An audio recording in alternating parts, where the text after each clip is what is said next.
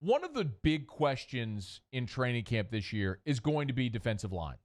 You always go into camp, and especially when you're a roster like New Orleans, where you've been so good for so long, where there are certain things that are just a certainty. You know where you have roster spots available and where you don't. And if, for example, I think we all kind of know how quarterback is going to play out. They're going to keep three. They're going to keep Breeze and Winston and Taysom Hill. I think we're all pretty confident how the offensive line is going to shape out. You know who your first six guys are, and they'll keep another guy as a rotating interior guy, probably a rotating tackle. So you know where your battles are. Defensive line is going to be fascinating because a spot that a couple of years ago was a weakness on this team. When a guy like Bobby Richardson was an undrafted free agent out of Indiana who's starting for you at defensive end. When that was your defensive line 5 years ago, to look at it now, they very clearly identified D-line as a spot where they had to get better, and boy, have they. Through the draft, through free agency, and even undrafted free agency, which makes this year's defensive line for the Saints among the deepest I've ever seen in the history of this franchise, and it's going to make for really compelling position battles when they do get to camp. Margus Hunt is the latest addition to the line. Margus Hunt was a second-round pick of the Bengals. He left Cincinnati, went to the Colts, and now is signed with the New Orleans Saints. Hunt on Monday did a conference call with Saints media and was asked why New Orleans was the right fit.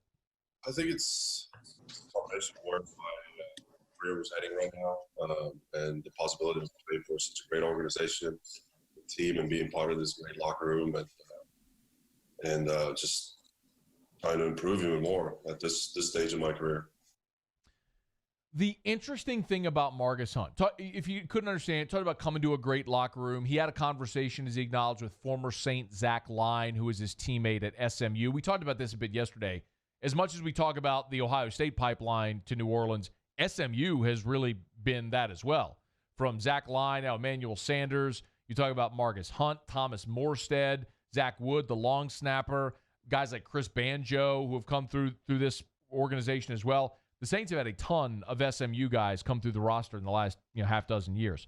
And Hunt is the next. But the really interesting thing about Margus Hunt in the defensive line is who can be versatile. Because when I look at this, the defensive linemen that are currently in New Orleans, a year ago on the final 53, the Saints kept 9 defensive linemen. They kept 5 tackles and 4 ends. Right now, you've only got 5 tackles. Malcolm Brown, David Onyemata, Sheldon Rankins, Taylor Stallworth, Shai Tuttle. Those are the 5 tackles. Your ends, Davenport, Edwards, Cam Jordan, Margus Hunt, Trey Hendrickson, Carl Granderson, Malcolm Roach, Noah Spence, Mitchell Lavin, Gus Chamberlain, and Jalen Dalton. You have 11 defensive ends on the roster right now. You kept 4 on your final 53 last year. You got 11 on the roster. What that tells me is New Orleans wants versatile linemen, guys that can play inside and out. Last year, you saw Mario Edwards do this when you signed him, as a guy that could play inside or out. Margus Hunt is a guy that in his career has played both tackle and end. One of the reasons the kid we talked to, I shouldn't call him a kid, the guy we talked to yesterday who's super intriguing, Malcolm Roach, at Texas, played inside and out. 6'2", 310, big enough to play on the interior, athletic enough to get off the edge. Those are the guys the Saints are looking for. Can you be versatile and play inside and out? That's what they're looking for, and that's what Margus Hunt might be able to bring. And he talked about that, about what his role would be with New Orleans. Somewhat, not very much in detail. It's just I got reached out by Brian Nielsen, the defensive line. We spoke briefly about the defense, the system, where he sees me being able to contribute, and I was very excited hearing all that. So I'm very interested and very, very excited to get to work and start learning this defense. And they asked if he was comfortable switching from nose to end. Oh yeah, absolutely. I like Bay.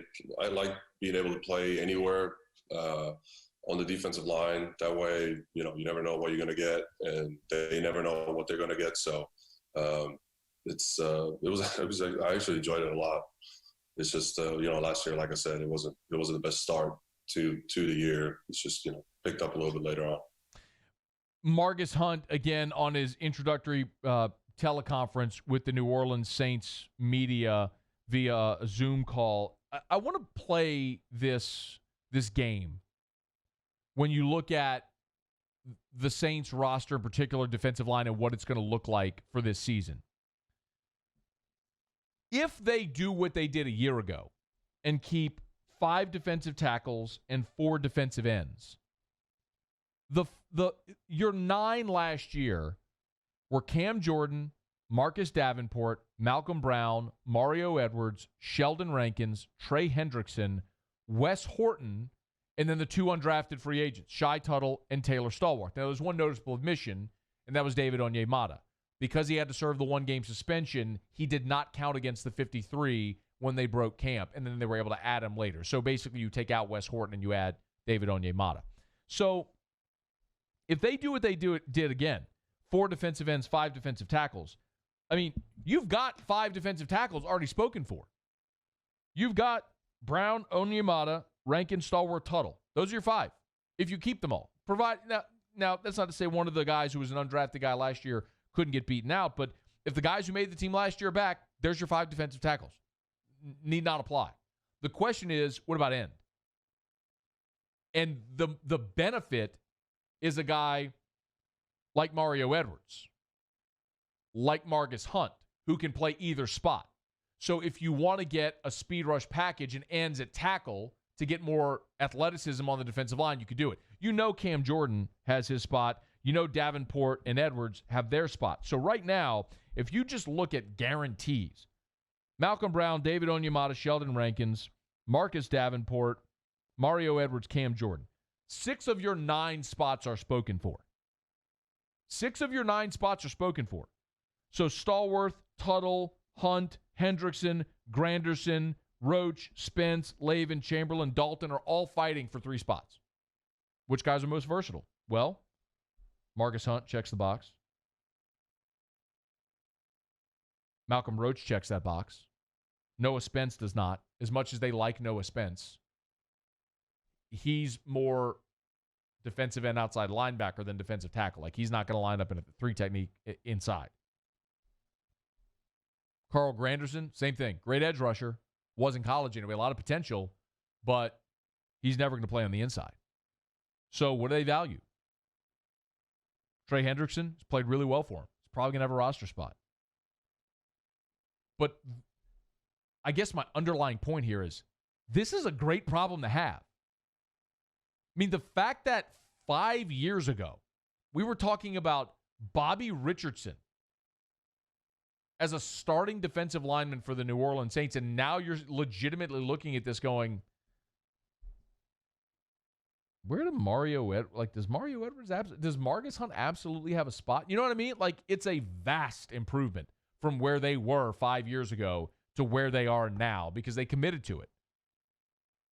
You drafted Sheldon Rankins. You drafted David Onyemata. You went in free agency and you addressed it with Malcolm Brown and with Mario Edwards. You drafted Davenport. You've added supplementally in free agency like now you've done with Margus Hunt. And you've picked up some really talented guys in undrafted free agency. Like we saw last year with Stallworth and Tuttle, and I think you did this year with Malcolm Roach as well. When you're looking at a defense in this division in particular, where you're going to have to face Tom Brady twice, and you're going to have to face Matt Ryan in that offense, which keeps adding weapons. Almost at the rate Tampa was adding weapons, even though it wasn't resulting in wins. You better be able to affect the quarterback at the line of scrimmage and pressure. I like that. You know what I like? I like 6'8" Margus Hunt, who tied the record with 7 blocked field goals in a season when he was at SMU. I like having 6'8" Margus Hunt on my line to put his hands in the air to bat down passes from Tom Brady or Matt Ryan. And yes, I'm purposely omitting Teddy Bridgewater because I think the Panthers are going to stink this year. But I'm fired up. I'm all kinds of fired up about that defensive line. Because what was just a handful of years ago the biggest weakness on this team is now a huge strength and one of the best in the NFL.